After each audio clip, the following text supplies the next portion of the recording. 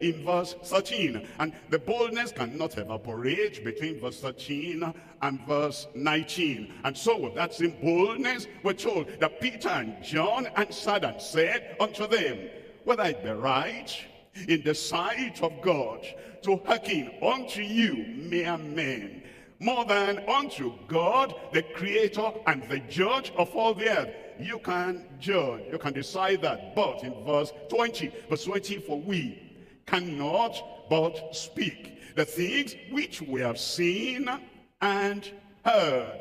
Well, they threatened them more. But then they went to their own company. Look at verse 24. In verse 24, and when they had heard that is, they reported back, they told the story of what had happened these few days and nights as they were under the hold, incarceration, imprisonment by the religious men in the council. And when the congregation had that, they lifted up their voice to God with one accord and said, Lord, thou art God. These ones are men, Sanhedrin, men, council members, men, the people that threatened them, men, but thou art God, which has made heaven and earth and the sea and all that in them is.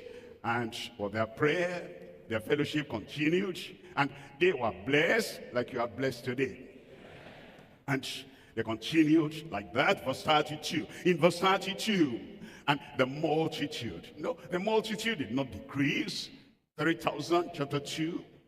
5,000, chapter 4, and they were being saved daily. And the multitude of them that believed were of one heart and of one soul. Neither said any of them that aught of the things which they possessed was his own. You can tell their lives had been changed. They remembered each other. They remembered everyone. And the things they possessed, they said, we got what money could not buy. So what money can buy, we release. We got heaven in our heart, heaven in our soul. And so the earthly things we have, we distribute, because it says none of them said what they possessed was his own. But they had all things common. Haven't we got the common salvation common to all of us? And because of that, if our salvation can be common, can be universal, and we share that same